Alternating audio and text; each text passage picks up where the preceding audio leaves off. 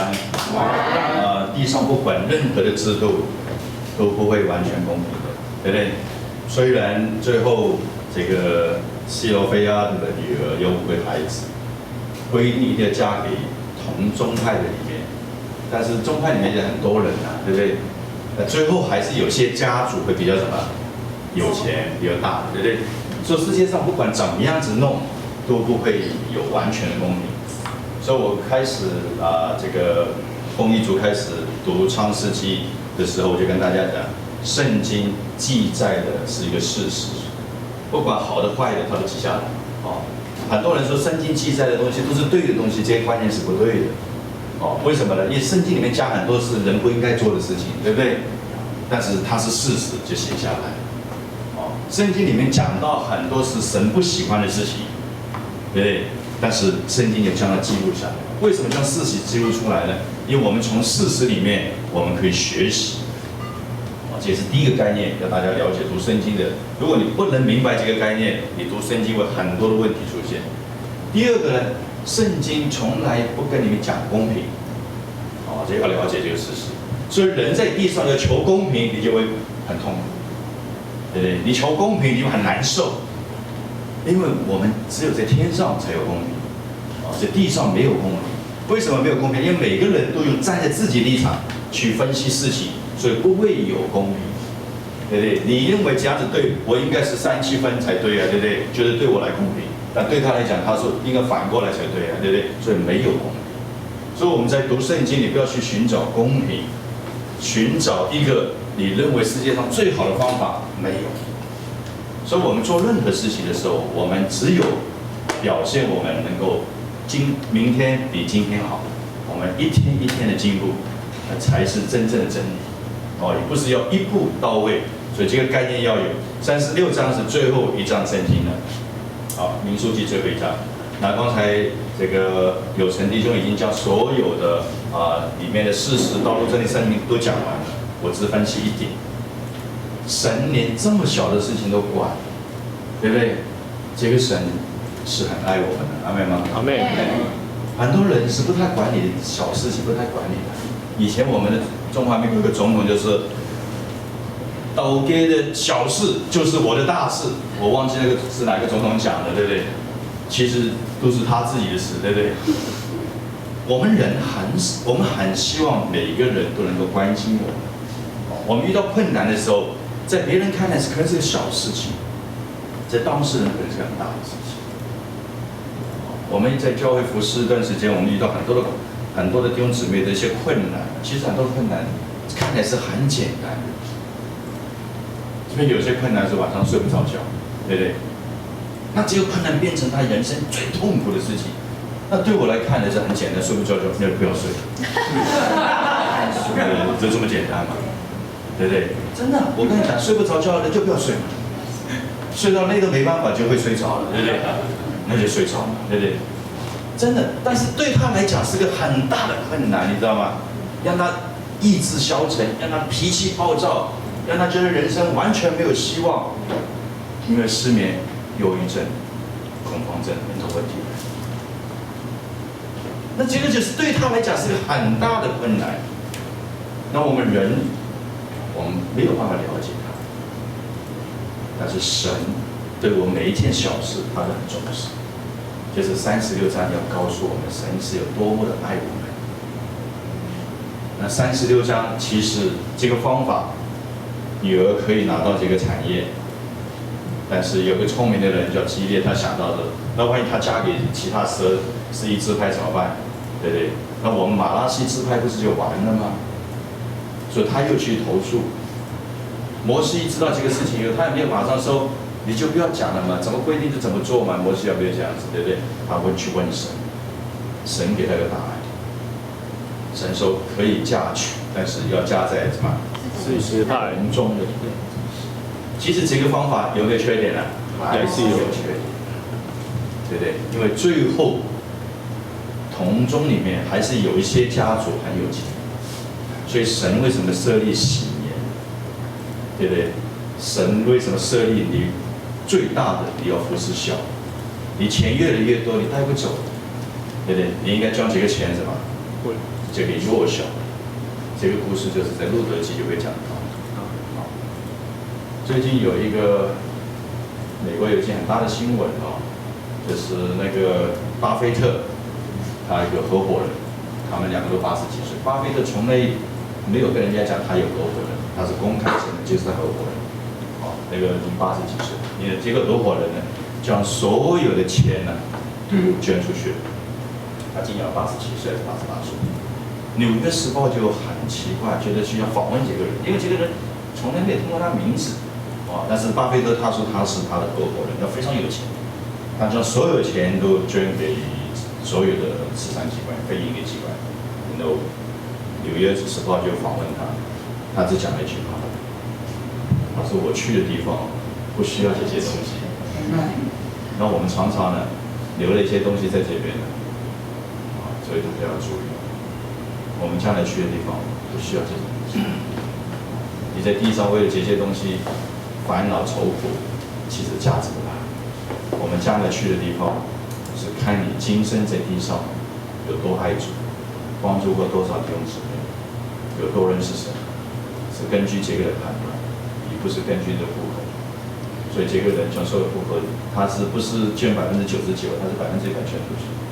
对，他觉得去的地方不需要。那他的孩子一定是很有本事吧，对不对？你将这种钱给一个没有本事的孩子，不是害死他吗？是不是？不是害死他吗？对不对？倒不如送他去这个训练所训练还比较好一点。你给他钱，价值一点都不大。最后他喝醉酒撞死了，对不对？那不是丢脸死了。这个所以没有本事的人，你不要给他太多的钱。没有本事的人，不要给他太多的责任，他会误事。所以36章讲完，下一次我们会讲到37章那个生命记，生命对了，下一卷圣经就是讲到生命记。那生命记跟前面几章的圣经有一点点的不一样。我们要知道这个生命记的，我首先呢就是将我们现在读过的创出利民生4卷书，再跟大家做个总结，让大家有概念。读完这本书，你一定有个概念，你这个书卷读下去才会永远记得。所以读创世纪一共有几章啊？50章，它有记载几个人物啊？8个。这8个人物你要背起来。你背得起来，就知道这8个人物每一个人物的什么，他的事迹，创世纪就了解。那这8个人物呢，用次序来背。不能跳跃了，因为它有次数出现。第一个是谁啊？亚当。第二个呢？亚伯。第3呢？以诺。第4呢？挪亚。第5呢？亚伯拉罕。第6呢？以撒。第7呢？雅各。第8呢？约瑟。好，那这个人物背好了以后，你创世纪50章其实你就了解，概念就有。你将来要创世找资料，关于雅各的你就知道在哪里，关于约瑟的知道，关于以诺的在哪里，你就大概会了解这个创世纪。那创世纪是神创造宇宙万物的，创出利民生5卷书啊，它有一个像8字形的一个符号，就是创世纪前面是讲的最大，8这个字是不是前面是很大的，对不对？你能慢慢会小下来，像个漏斗一样。你的创世是讲的整个世界、整个民族一个民族，你能慢慢的到了出埃及记就讲到一个民族，对不对？本来从世界的概念，你能讲到一个民族小一点，你呢到了第3章是利未记，就讲民族里面的一个支派，更小一点了，所以到了最窄的地方。你的利未记讲完以后呢，我们刚才读完的民数记里面呢，就讲到不是一个支派，以这个最讲的一个民族，就是以色列这个民族，所以对这个支派讲又大一点点。你的生命记呢，就对全世界的人来讲出神的律例典章。民数记前面大部分都是讲到说，不管是出埃及记、利未记、民数记，都以以色列民族为主。你的生命记就是以世界人类的概念为主，所以生命记又称为第2卷的律法书。所以你会发现生命记里面所讲的东西跟利未记、出埃及记、民数记都很多的重复的地方，但是讲的针对的方向是世上的人，而且他更会细细的去讲。那我们大概这个概念了解了以后，让我们对时间的观念要了解。从创世纪第1章到到50章，就是讲到约瑟的故事结束。这段时间大概有多久呢？大家可以回去算一下，对不对？洪水以前就1635年嘛，对不对？那洪水以后就是从挪亚开始，一直到这个约瑟，回去算一下大概多少时间。那出埃及记呢，我们就更清楚了。出埃及记有40章，那出埃及40章里面呢，有3个地方我们必须要了解。第一个地方就是出埃及记第12章，这是很大的章，它讲到什么？讲到逾越节，对不对？逾越节。你的出埃及记有另外一章，就是在20章讲到什么？讲到世界，讲到世界。你呢后面有一章，我忘记了就讲到怎么样设立这个会幕。那这个几个章也是很重要的章数。那出埃及记整个40章里面，其实发生的时间就只有1年，所以这个概念要有。因为到利未记。利未记讲到了有5个东西很重要，对不对？有讲到献祭，有5个祭，记得吗？燔祭、素祭，应该是燔祭、赎罪祭、素祭、赎愆祭，还有什么祭啊？燔祭、平安祭、素祭、赎罪祭、赎愆祭，5个祭。你的利未记里面还有讲到一个怎么会幕的建立，对不对？那会幕分为几个地方啊？统计台3个地方，对，外院、圣所、至圣所，要一步步来，你一跳跃你就会乱掉。外院里面有2个东西是什么？统计台，这个跟我们现在祭坛祷告很有概念的。如果你不了解这个，你祭坛祷告不懂的，对不对？有洗桌盘，有祭坛。那圣所里面有什么？有3样东西。金色金香炉、橙色的桌子，这3个东西都不一样的意思都有属灵的意义在那边。那跟我们现在新约的基督徒也有非常有关系。如果你不了解这个，你就不知道这什么祭坛，被叫做灯台，对不对？你有没有听过琴与炉的敬拜啊？有嘛，对不对？如果你不了解这个利未记，你根本不知道什么叫琴与炉。对不对？有人真的买个琴，买个炉在那边，琴就弹嘛，炉就烧香嘛，就不烧死了，对不对？所以佛教徒也有琴也有炉啊，有看到插香，对不对？那琴就是什么敲嘛，对。那个外邦人也学啊，对，所有的这个异端啊，这个邪教啊，都是 copy 嘛，对不对？只有一个是真的嘛，所有的宗教都是 copy 基督教嘛，因为它是真的，对不对？所有的。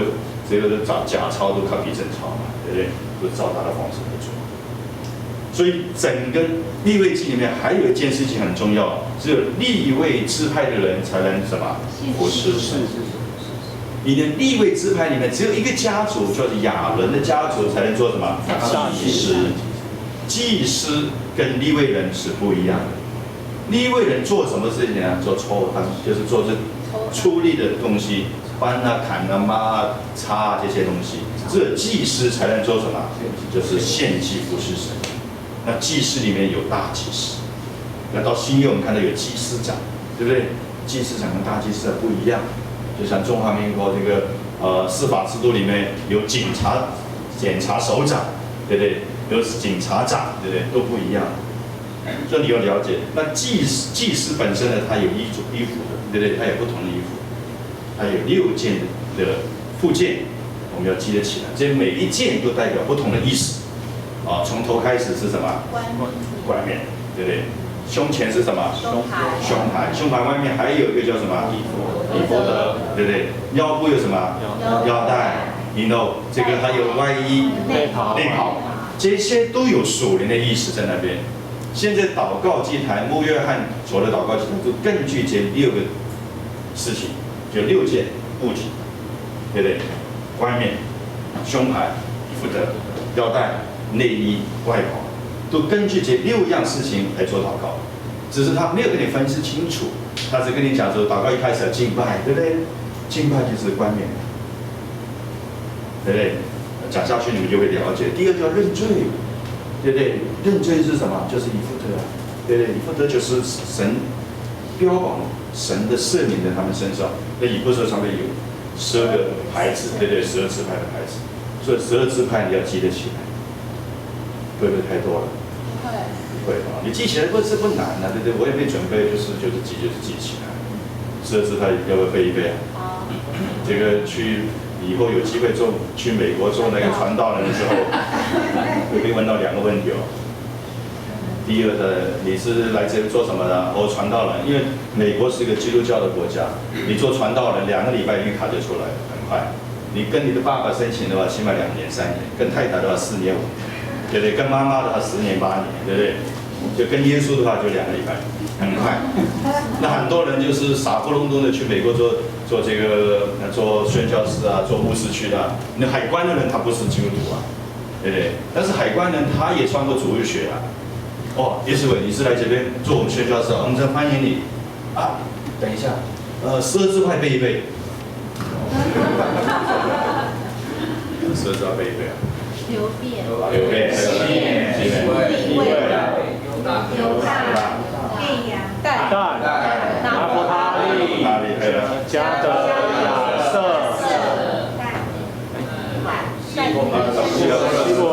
乱背就会乱错，前面你不要跳跃式的背，接着有次序的东西，对不对？我教过你们答背，前6个很容易背嘛，对不对？流变、西缅、利未、犹大，你的变成最小的一个字，只有什么？但，你要变成做多的字，4个字，6个就背完了。后面6个又是一组，对不对？那个一组的地方很容易背。第一个迦得，对，2个字的，你的在下面是吧，也是2个字的。那到底迦得先还是亚瑟先呢？很简单，笔画迦得多，说迦得先，对不对？你就记起来了嘛，这次序不能乱，一乱就乱掉了。哦，迦得亚瑟，那下面就3个字了，对不对？那到了希伯伦西呢，还是以撒加西呢？那这次刚刚相反，刚刚迦得是数字多先。数字小之后，这个刚刚相反，数字小的先，所以数字后的先，就是后大的背到后面，所以应该是以撒加西伯伦，就你背起来了嘛。那下面2个就很容易记嘛，对不对？一个叫什么？第11个是谁啊？约瑟嘛，这2个不知道，那我要在神面前怎么交账啊，对不对？这个训练你们这么久，这个搞这个。对不对？最后11个约瑟，最后一个是谁啊？便雅悯嘛，这个次序要了解。好，那这个了解了以后呢，我们12支派比较了解，然后进入到民数记。民数记里面有几个点很重要，有2组的数字很重要，一组叫做603,550，就是603550人。这个数字就是神第一次让以色列人在西乃山下数点人数。数点人数的目的是为了建立会幕，所以每个人都要什么？摆上金钱。就603550个人是20岁到60岁的人，他们摆上最多。那其他的60岁以上的人、妇女或者是20岁以下的人或者5岁以下的人都有规定，这些人付出的代价就比较什么？比较少。这个告诉我们什么事情？在教会里面，不管你本事大的、本事小的，都要摆上服饰。没有本事也要摆上服饰，跟着大家一起服饰。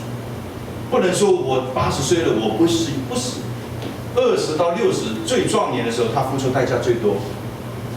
80岁、60岁以上也要，女生也要，男生也要。60到80，男生女生付出代价都不一样。你看神细到这个样子，这么细还是不公平的，对不对？所以神还是没办法解。所以第一个数字是603550人，从民数记第1章到21章就讲这个数字，就讲这个数字的概念。然后从26章到36章讲另外一组的数字，就是60173，就是第2次数人数的时候，在民数记26章。这一次数人数在什么地方数啊？第1次在西乃山，第2次在哪？摩亚平原，就是约旦河东岸的流，准备要过约旦河，进入迦南地。他们数的是人数，经过了40年，人数少了1800多人。不但是没有进步，为什么？因为神没有祝福他们。他们在旷野40战，一直在发怨言。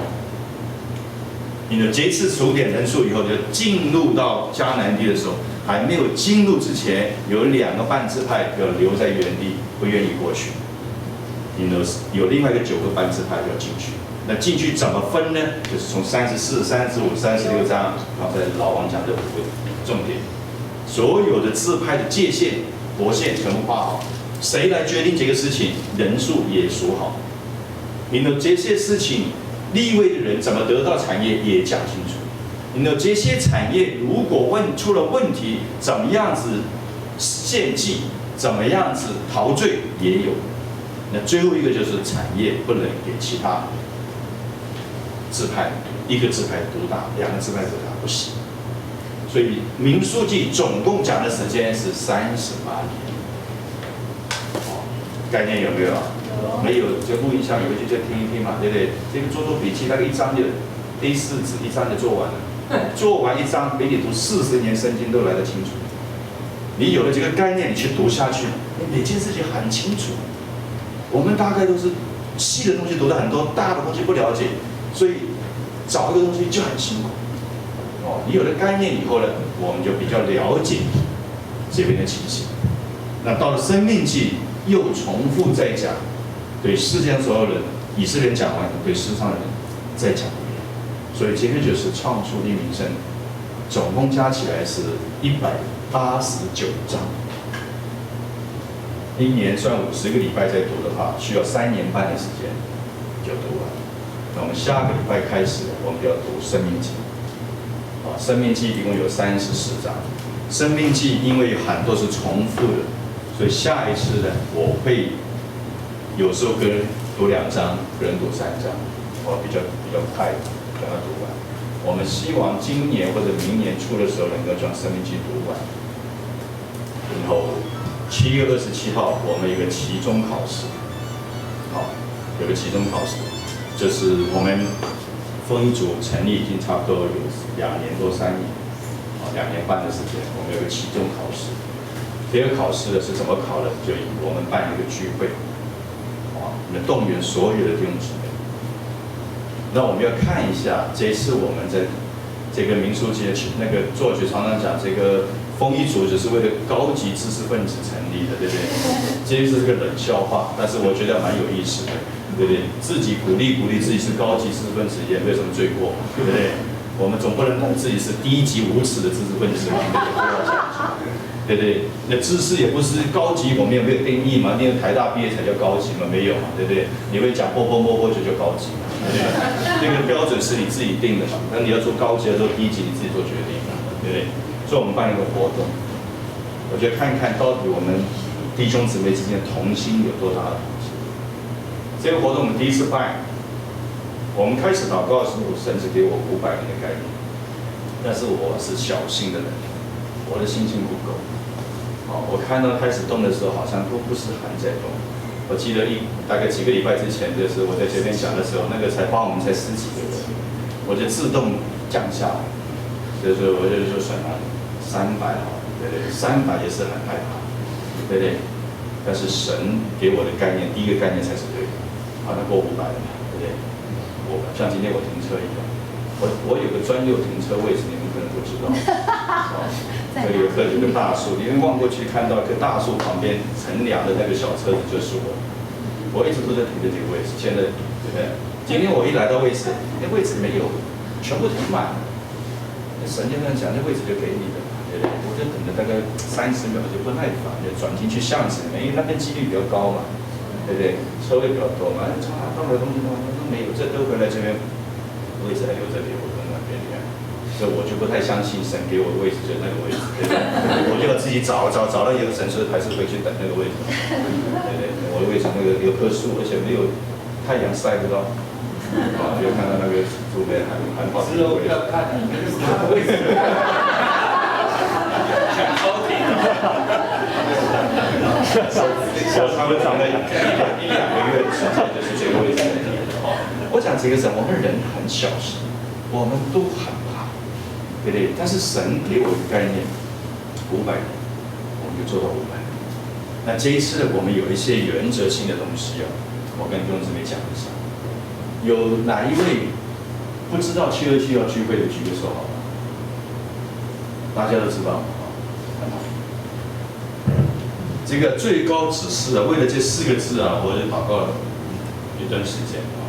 为什么呢？因为我做个指示好像也不够严格，对不对？也不能写个最低几世界，好像也不行，对不对？也不能写最伟大的指示，这也很困难，对不对？所以言语对我来讲是一个困难，所以我就想最高指示就是以这个做个目的。这一次727的卓越生命聚会是丰益处所有弟兄姊妹都有什么？最谦卑、最喜乐的心去做每一项服事。我们不要去发怨。在出埃及记里面，我们读了出埃及记，如果还发怨言，那就白读了。不要发怨言。世上没有公平的事情，你受委屈，我可能不知道，神一定知道。阿们吗？神一定知道。你希望我报答你，还是神报答你？神吧，我能报答你什么？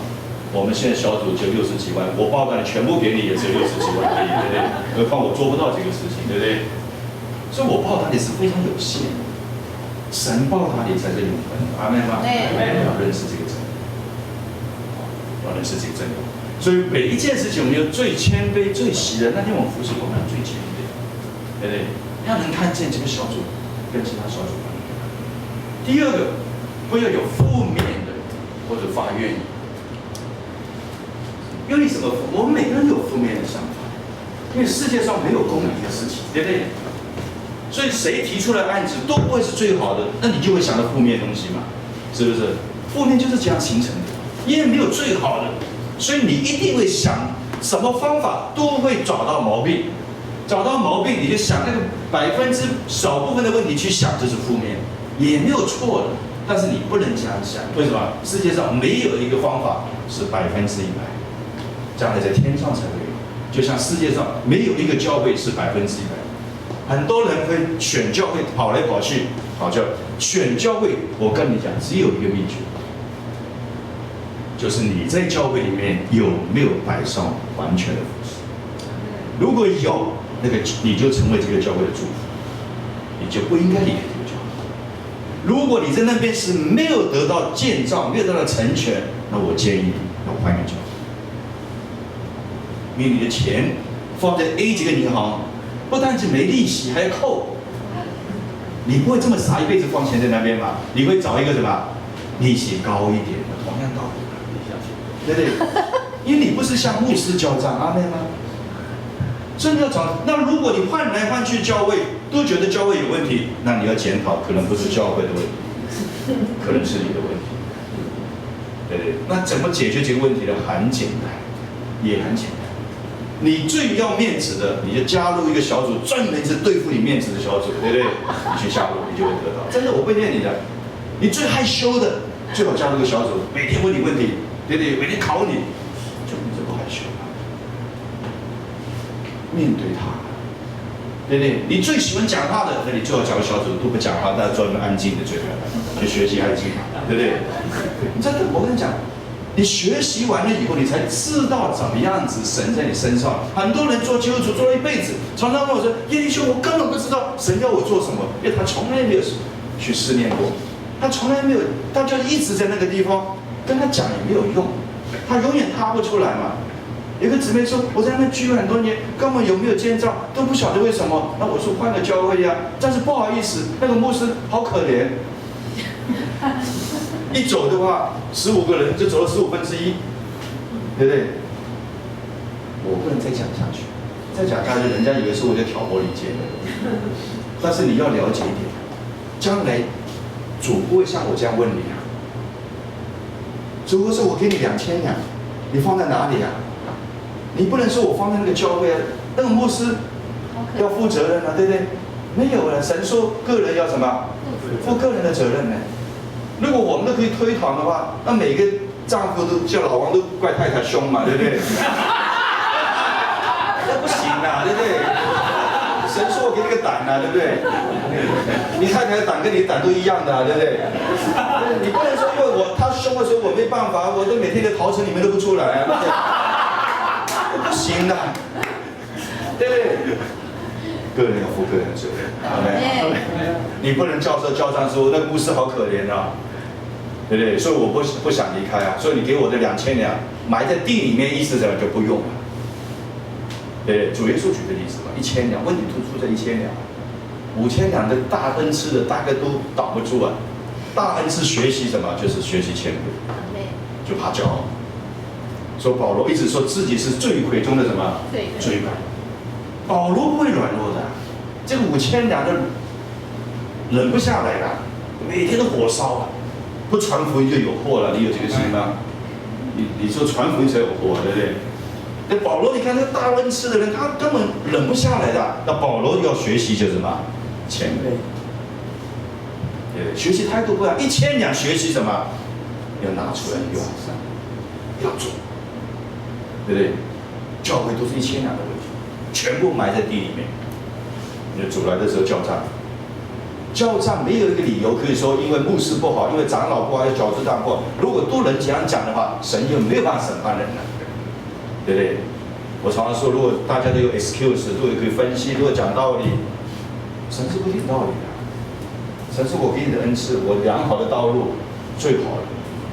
你怀疑我，就是怀疑神的智慧，对不对？怀疑神的慈爱。我给你的道路最好的，你就怪这个怪那个。如果大家都有理由可以讲的话，那神就不能审判人家。连犹大都可以得奖，对不对？犹大一上去上面讲，伟大的神，你觉得我这个角色扮得怎么样？不错吧？对不对？这个出卖耶稣。真的出卖成功了，对不对？我这个应该有奖赏。当然不是，当然不是这样子。所以我们一定要在这个时间里面，我们不要发怨言，我们不要有负面的，要彼此什么顺服，不要有什么个人的主张。你可以提出意见来，但是不需要坚持，因为没有一个意见是100%好。如果你提出意见的是99.9%都很好的，但是不是实行等于0。如果你提出意见的是80%是好的，看起来99.9%比80%来得好，但是80%去执行，那就不一样。所以基督徒这个“徒”这个字啊，就要学习跟训练。哦，教友的意思啊，就坐在那边做朋友。哦。所以我们从来不叫教友，我们都叫做基督徒，基督的门徒，要学，一边学一边做，一边学一边做，这是 disciple 的定义。但是我们也不是说，既然我们是高级知识分子，我们总不能说看到问题都不讲，不发怨言，啊，大家最后都走光光了，当然不是嘛。我们整个聚会完毕以后，我们就会有讨论，讨论是为了我们下一次办的时候更成功。对不对？每一次都会有问题的，一定有问题的。再讨论，再检讨，我们要下一次做得更好。下一次会不会有问题啊？会有问题。在地上做任何事情都没有办法达到完全，这是我们有个榜样，耶稣基督是我们榜样。所以我们会有检讨、改善，让我们生命什么跟成长。如果在过程里面离开了小组，你不服侍，那你就没有办法改善。你的生命也不会成长。第三个，我们所有的话语都要建造，而且鼓励大家，不要有灰色的幽默，你知道吗？有些基督徒是没有幽默感的，你不要随便幽默他，我跟你讲，他会受到伤害的。我常常有一句话，对不对？就常常讲，我觉得这句话真的是21世纪最伟大的话，最有聪明的话，对不对？混不了社会去混教会，对不对？我觉得我这句话幽默得不得了，但是很多人会对号入座，对不对？其实你要知道这个结果的意思。我讲这个事情，不是指弟兄姊妹来讲，你还没有资格混教会，你知道吗？能够混教会的人，有2把刷子才能混的，对不对？什么人才能混社会啊？愚蠢、笨蛋、懒惰能不能混啊？不能混的、啊。什么人能够混教派？那个帮派啊？什么人能混帮派啊？敢打敢杀。起码胆子要够啊，对不对？一见血的头晕的，你混什么帮派啊？对不对？有很大的条件啊，所以你不要抬高你自己啊。我们都还没有资格混教会，知道吧？什么叫做混教会？家里7个儿子。老1、老2、老3、老4、老5、老6都很好啊，全部台大医学院投了法律系。最不好那个，我看你就社会混不了了，去读神学院嘛，这个就是笨教会。你知道我讲什么意思吗？神最可怜是什么？我们家里不要的东西什么，放到教会去。所以以前我们这个有一次哦，教会里面有一个捐书哦，你都还记得？我站讲台跟姊妹说，给你就给我这个一个时间，我来推广一下我们这个捐书活动。讲完我越听越跟圣经不符合。但是教会里不要的二手书啊，就拿出来捐给教会。我就讲不要的书不要捐给教会。教会不是捡烂铜烂铁的地方，神的家有最好的。他讲这句话，证明他没有读过创出秘密什么。献祭要献什么？最好。所以献个白内障的牛看看，当场被击毙啊，对不对？你看看献一个皮肤病的羊看看，当场被击毙啊！既然将这个不要的东西拿到教会里面来，怪不得教会贫穷、软弱、没力。所以我那天讲，买最好的书，既然要买就买最好的。我们今天服侍也是一样，不要等你老了，牙齿也没有了，对不对？又破产了，对不对？病危通知了，再来信耶稣啊，对不对？怪不得教会都是老人院啊、孤儿院的这个疾病院啊，不是。教会教你最好的时间、最好的这个思想的时候，交给教会。阿门吗？阿门。所以你有读过利未记，你就知道这个原则。否则你在教会里那不是混，连跟坛混还差多了，对不对？真正混的人呐，真的有2把刷子我才能混呐，对不对？你看现在很多这个内阁就在混嘛，对不对？那你说我们也能进去混吗？我们还没有到那个刷子，对不对？要混还是到那个程度才能混呢，所以千万不要对号入座啊，对不对？我讲这个意思啊，以前最好的学校都是为了宣教士，耶鲁、哈佛、剑桥、常春藤，所有的学校都是为了训练什么？最优秀的人去做神的工作，这个是最好的献给神。那我们现在是什么？讲最不好的，你就不要的啊！今天晚上，今天要礼拜4了，老王有没有打电话给我？老陈有没有打电话给我？电视也不好看，也没有人理我。有个风筝在聚会，我就跑过来了，这样。你知道我在想什么吗？你将所有的东西排好了都没有了，没地方去了。风筝还不错，有个便当可以吃一吃，对不对？还有水果，今天水果没有来。我要跟车里讲一下，既然有心要给人吃水果，要先来，为什么？饭后吃水果对身体不好，所以你们看到我很少去吃水果。你们门口塞，对不对？你们不懂这个医学表示啊？知道吗？知道没有人讲，所以你们真的是在混啊，对不对？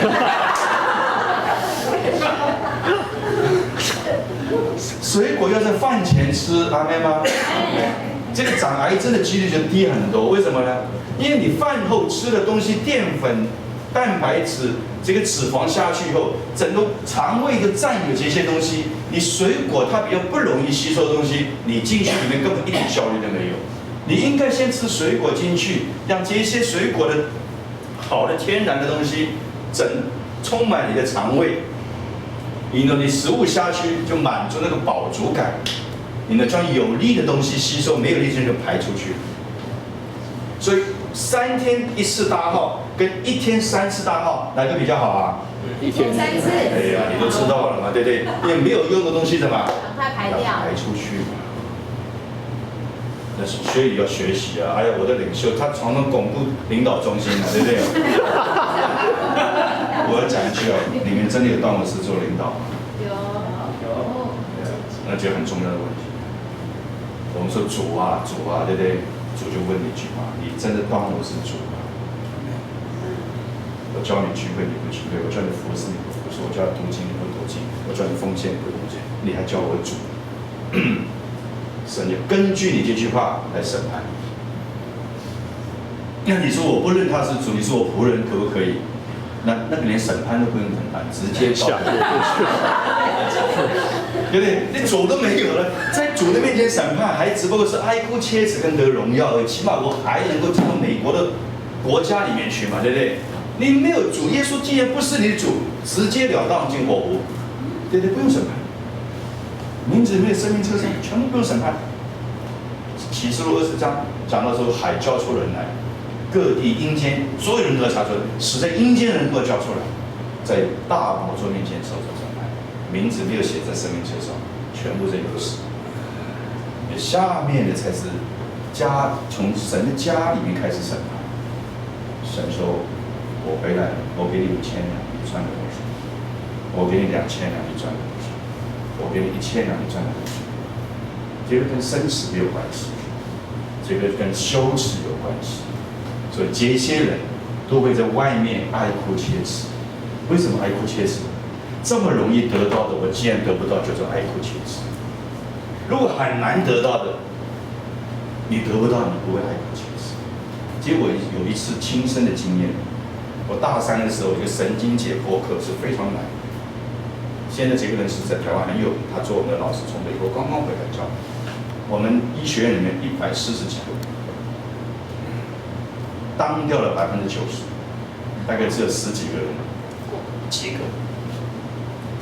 在医学院呢，一科不及格会连续重担，所以很多人会读个7、8年、9年或者怎么样这样子，对不对？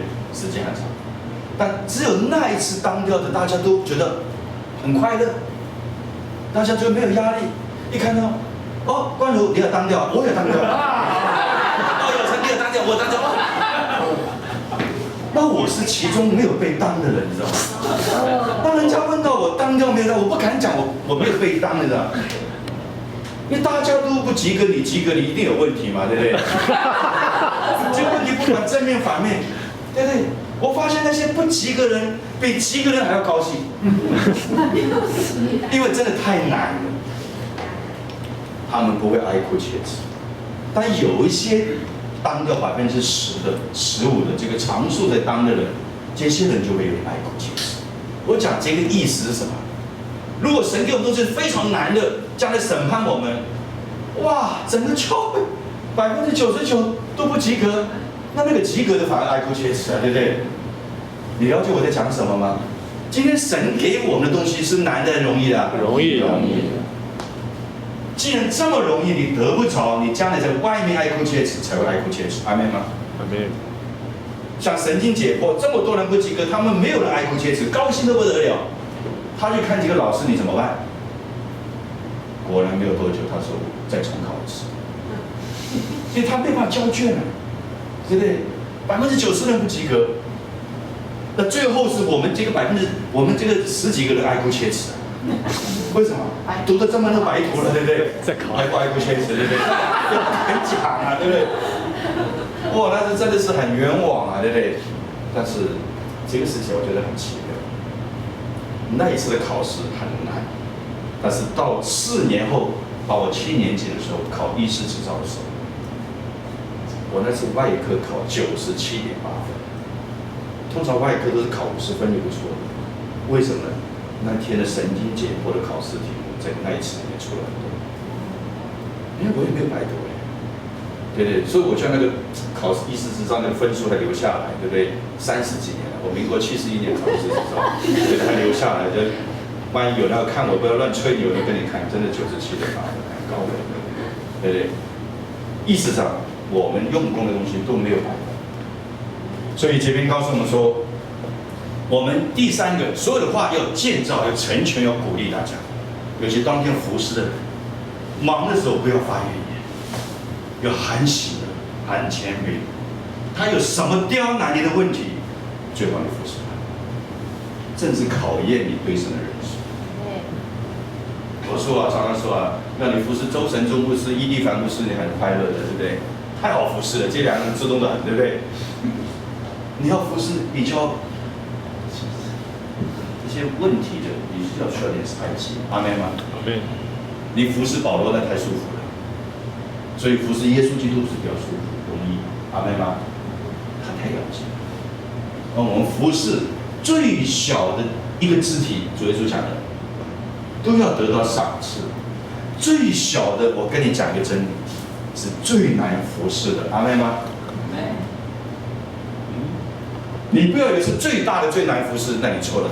教会里面最大的原则是最好服侍的，就是最小的、自卑、痛苦、难受、自暴自弃，你要服侍他需要一个事情。所以神说你服侍他，你就一定要得到奖赏。神却没有讲服侍最大的有奖赏。那我意思不是说你不要去服侍牧师，那最大的就是要做众人的榜样，对不对？这个真理你清楚了。那个最小的是最难，也是你学习功课最好的。所以到时候如果真的有人捣蛋啊，有什么，那你看你有什么智慧来服侍，这是你学习的。因为我们有一些的，我们自己。你们跟我一起读圣经这么久，所以我很多事情，我的幽默，我的不幽默，我的灰色幽默，你们大概都会了解，所以我比较有胆色的讲。那其他一次来的人，他不会这么了解，所以不要让人家什么误解，产生什么反感。哦，你们这个小组的董事长小组，对不对？我都是总经理小组啊，我这个科长还不能来，对不对？有人就会这样子想，你懂我意思吗？所以我们一定要用最谦卑的心，以免别人误解，产生反感。不要夸风一族的成功，我们内部可以互相鼓励。集多少人啊？500，好高兴。那你不要在外面讲500哦，500哦，500，哇！不要不要太嚣张了，不要太嚣张，对不对？我们下次办得更好，对不对？我们不是这个叫做我们不是叫做负面的，我们要不是叫做自卑感，不是。成功神会什么？我们不需要跟人家讲，对不对？比尔盖茨不需要跟你讲说，你知道为什么我成功吗？对不对？他不需要跟你这样讲。那成功神都知道，要谦卑，对讲员最大的尊重。我们再看下面有没有？没有。下面我有一章就是讲到说，因为这个事情。人在看，神也在看，撒旦也在看。我们将这场仗打好，将来我们对神讲，我们该打的仗打好，我们尽了我们的力量，对不对？我们有做不好的，我们求主赦免我们。我们下一次这个聚会不会停一次的，就一定会继续做下去。所以我想，民数记最后一章36章讲完以后，我有跟大家讲，刚刚好。这个礼拜，我们这样想做起很厉害，你怎么知道刚刚今天讲完36章？不知道，对不对？说神算好了，刚刚讲完民数记，差不多创出黎明生只告了一个段落，因为生命记是重生神的命令，很多是重复的。我们刚刚好有一个期中考试，所以大家一起来早一点各就各位。你的教会已经开始为这个事情祷告。让教会弟兄姊妹也不是觉得说这是我们丰一族小组在主办，这是教会一个职场小组来承办这个事情，这是教会的事情。然后弟兄姊妹要摆上服事的，每一个服事单位都有负责人。我跟教会弟兄姊妹讲，我们不愿意有热心的服事，这个不要，服事都要训练。如果今天你是临时来到的，我想服事，我想做招待，那你要问招待的负责姊妹弟兄。看他派给你什么服饰，你可能是配他的。你不能说我今天没事，我就自己忙自己的。这些人最出问题，你知道？哎呀，你怎么这样排的？这样排，对不对？他就会出点馊主意啊。教会不要有热心的服饰，我们的服饰都要经过训练，阿们吗？军队是没有热心的打仗。我今天心情好，拿把枪就去打仗了，没这种人，对不对？一定有训练过的。你的岗位在哪里都要训练过。所以我也不能不给他们服侍。我说你所有的服侍，所以作者如果大家有负责某一个部分的，他会来找你。那你千万不要讲说，我也不知道。你千万不要讲。教会有一个大的问题，就所有教会都出现问题，就是法律。我们教会伊利凡牧师请我来做执行长，执行所有的训练课程。我有一个条件，所有的人，你是小组长，你可以向上发怨言，你不能向上发怨言。我是小组长，你们当问我，哎呀，你说教会办这个事情是什么意思啊？我心里面就是不太了解，不太明白，不太愿意，我也不能跟你讲说，我也不知道，不知道搞什么东西，那这样子完蛋了。我应该怎么说？我当然知道了，发生怎么做小组长？那你快点去问上面的人啊，对不对？你不了解，快点去问啊。意思是什么？你可以发怨言，少尉要跟谁发怨言啊？上位吧。上尉。